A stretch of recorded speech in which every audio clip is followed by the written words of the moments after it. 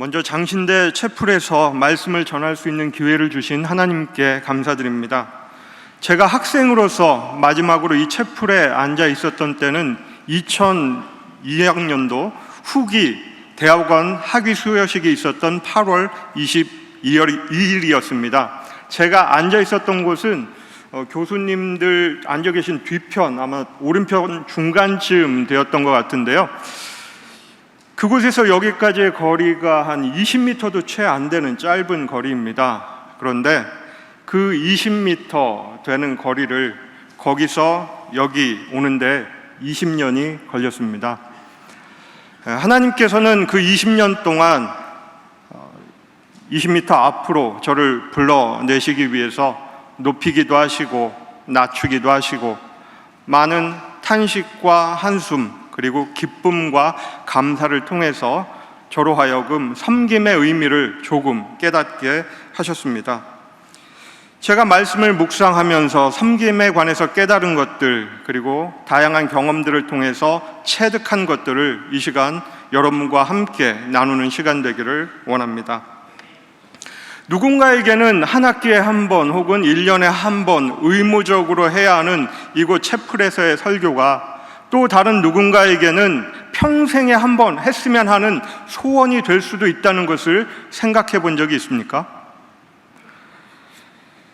누군가에게는 의무적으로 참석해야 하는 이 채플이 또 다른 누군가에게는 간절한 소원이 될 수도 있다는 생각 해본 적도 없고 하고 싶지도 않으시죠?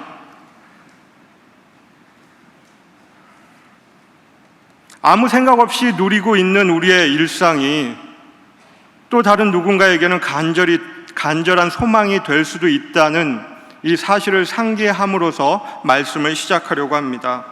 그 이유는 누리다라는 단어와 섬기다라는 단어를 혼동하는 듯한 모습을 하는 사람들의 모습을 주변에서 흔히 볼 수 있기 때문입니다.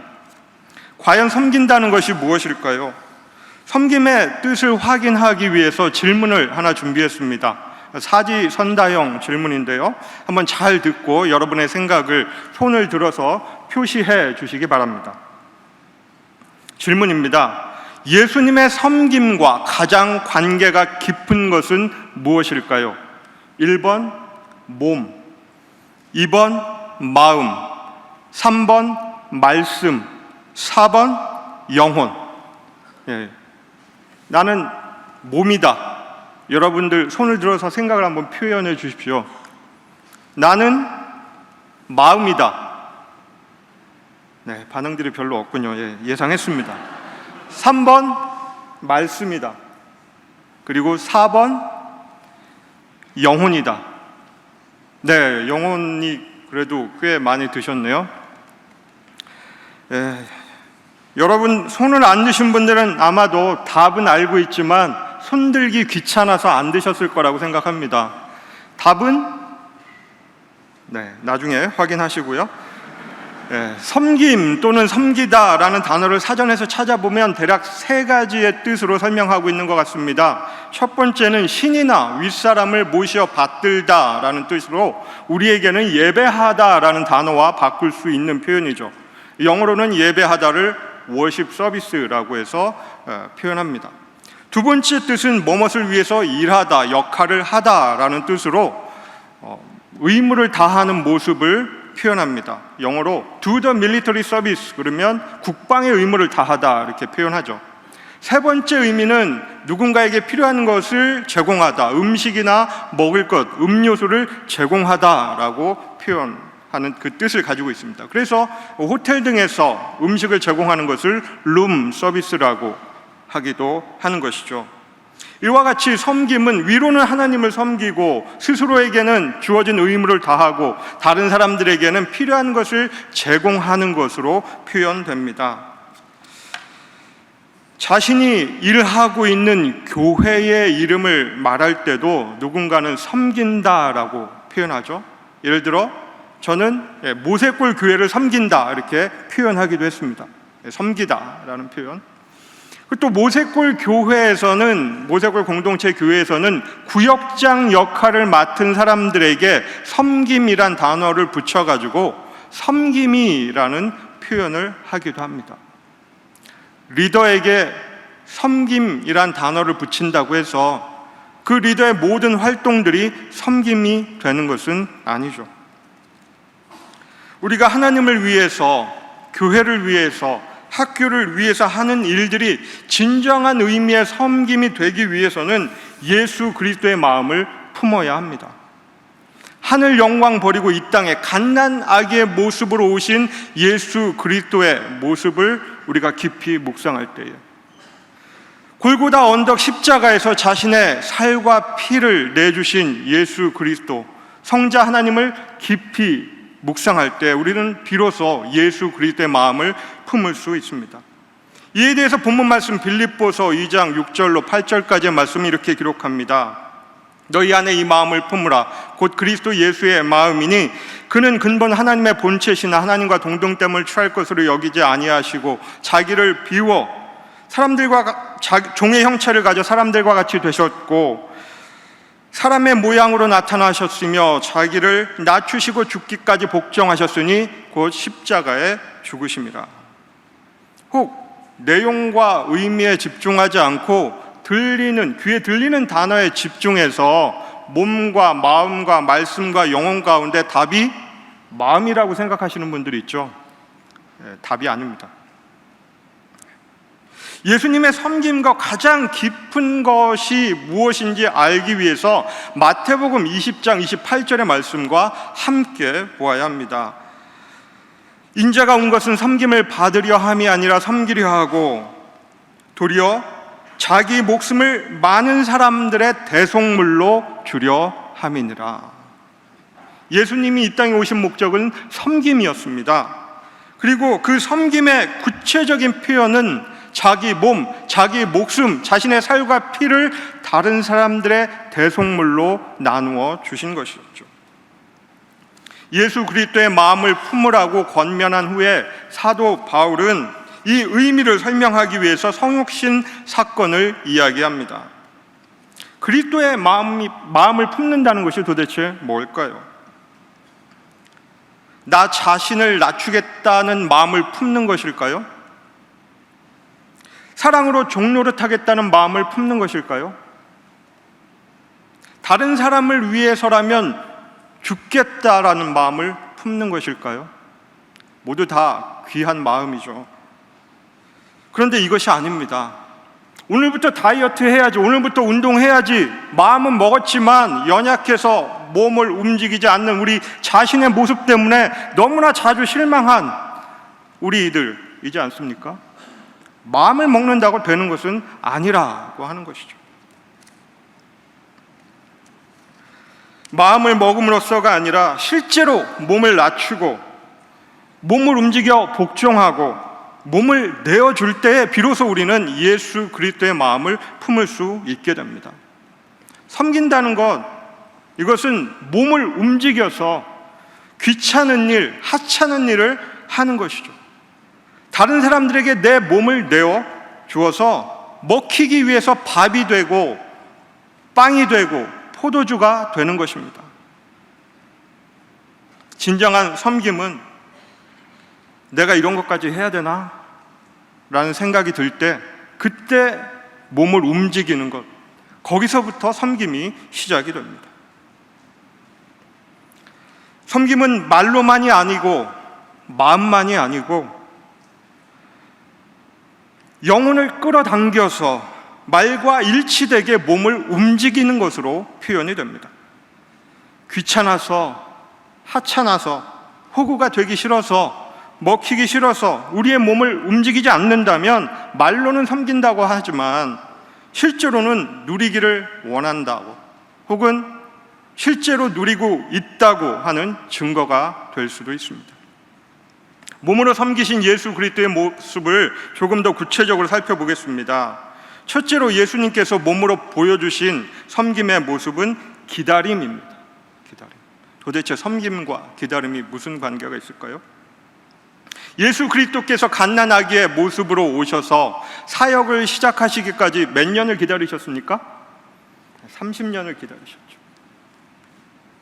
빛이 있으라고 말씀하신 그 능력의 말씀으로 구원 있으라 한마디만 하시면 3초도 채 걸리지 않아서 모든 사람들을 다 구원하실 수 있으셨을 텐데 예수 그리스도께서는 그렇게 하지 않으셨습니다. 30년을 기다리셨을 뿐만 아니라 3년의 시간을 들여서 대략 1만 시간 동안 제자들을 가르치시면서 전도하시면서 치유하시는 사역을 실제로 감당하셨다고 하는 것이죠. 예수님께서 보여주신 섬김의 모습은 성경에 나타나는 다른 인물들의 모습을 통해서도 확인할 수 있습니다. 요셉은 바로의 꿈을 해석하고 총리 대신이 되기까지 15년을 감옥에서 시간을 보내야 했습니다. 다윗은 어떻습니까?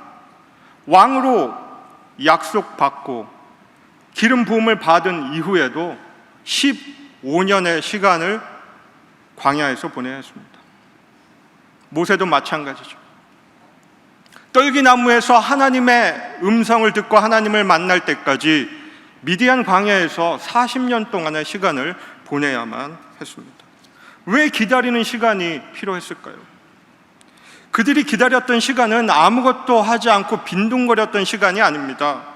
기다림의 시간은 단순히 어떤 사건이 일어나기 전에 그 앞에 놓여서 하염없이 기다려야만 하는 지루한 시간도 아닙니다. 오히려 우리에게는 필요한 때에 필요한 것들을 경험하는 시간이고 하나님께는 우리의 위해서 일하는 시간이 바로 기다림의 시간입니다. 그 시간들을 통해서 우리는 사람다운 사람이 되어가고 하나님이 쓰시는 도구가 되어가고 다른 사람의 생명을 살리는 음식이 되어갑니다. 생명력의 신비, 담금질의 기술, 발효의 미학, 이것이 바로 기다림이라 할 수 있습니다. 둘째로 예수 그리스도께서 보여주신 섬김의 모습은 기도입니다. 예수님께서는 근본 하나님으로서 기도할 필요가 없었을 것 같은데 성부 하나님께 기도하셨죠. 그것도 새벽, 오히려 미명에 한적한 곳으로 나가셔서 기도하셨다고 마가는 우리에게 전해주고 있습니다. 기도는 성부 하나님의 품 안에서 쉬는 것이고요, 성령 하나님과 함께 숨쉬는 것이고 삼위일체 하나님으로부터 힘을 얻는 시간입니다. 나의 필요를 구하고 다른 사람의 형편을 돌봐 주시도록 부탁드리는 것이 기도이죠. 이에 대해서 빌립보서 2장 4절은 이렇게 말씀합니다. 각각 자기 일을 돌아볼 뿐더러 또한 각각 다른 사람의 일을 돌아보아 나의 기쁨을 충만하게 하라. 기도를 통해서 우리는 우리 자신의 필요를 하나님께 고백하기도 하고 다른 사람의 어려운 형편을 돌봐 주시도록 부탁하기도 합니다. 다른 사람을 돌본다는 점에서 기도는 섬김이죠. 필요를 채워주는 것이 섬김이라고 하지 않았습니까? 다만 혼동하지 말아야 할 것은 기도가 단순히 말뿐은 아니라고 하는 점입니다. 말을 통해서 몸과 마음이 하나 되게 움직이는 것, 이것이 기도죠. 몸을 움직이기 위한 준비 과정이 기도입니다. 예를 들어 우리가 주기도문으로 하나님 나라를 위해서 기도하고 하나님 이름을 위해서 기도하고 하나님 뜻을 구할 때 그 전제는 우리가 하나님 뜻대로 살겠습니다, 하나님 나라와 의를 구하면서 살겠습니다 라고 하는 것이 전제가 되는 것이죠. 또한 우리에게 일용할 양식을 구하는 것은 내 먹을 것만을 챙기지 않겠습니다 라고 하는 것이 전제가 되는 것이고요, 우리를 용서해 주십시오 라고 기도하는 것은 우리도 다른 사람을 용서하겠습니다 라고 하는 것이 전제가 되는 것입니다. 셋째로 예수님께서 보여주신 섬김의 모습은 기대입니다. 아무런 기대 없이 일하는 것과 기대감을 가지고 일하는 것은 차이가 있습니다. 예수님께서 죽기까지 섬기신 것은 하나의 기대가 있었기 때문이죠. 그 기대는 바로 구원입니다. 하나 더 추가한다면 하나님의 영광이죠. 이에 대해서 10절부터 12절 말씀이 이렇게 기록합니다. 하늘에 있는 자들과 땅에 있는 자들과 땅 아래에 있는 자들로 모든 무릎을 예수의 이름에 꿇게 하시고 모든 입으로 예수 그리스도를 주라 시인하여 하나님 아버지께 영광을 돌리게 하셨느니라. 그러므로 나의 사랑하는 자들아, 너희가 나 있을 때뿐 아니라 더욱 지금 나 없을 때에도 항상 복종하여 두렵고 떨림으로 너희 구원을 이루라. 구원은 예수 그리스도를 구세주로 고백하는 믿음의 고백인 동시에 하나님께 영광을 돌리는 삶으로 표현됩니다. 예수 그리스도께서 죽기까지 섬기신 이유가 바로 우리의 구원, 하나님께 영광 돌리기 위한 목적이었음을 우리는 반드시 기억해야 합니다. 왜 그러냐면 우리의 섬김이 하나님의 영광과 상관이 없게 될 때 그 일은 우리 자신의 영광을 위해서 하는 일이 될 수밖에 없고, 그 일은 섬김이 아닌 그저 밥값 하는 것에 그칠 수 있기 때문입니다. 마지막으로 예수님께서 보여주신 섬김의 모습은 기쁨입니다. 그저 밥값 하는 것이냐 아니면 섬기는 것이냐, 이것을 구분하는 가장 중요한 태도는 기쁨으로 나타납니다. 이에 대해서 17절과 18절 말씀은 다음과 같이 기록합니다. 만일 너희 믿음의 제물과 섬김 위에 내가 나를 전제로 드릴지라도 나는 기뻐하고 너희 무리와 함께 기뻐하리니 이와 같이 너희도 기뻐하고 나와 함께 기뻐하라. 바울은 빌립보 교인들의 믿음의 제물과 섬김을 기쁨과 연결시킵니다. 자신의 기쁨뿐만 아니라 빌립보 교회의 그리스도인들의 기쁨을 연결하죠.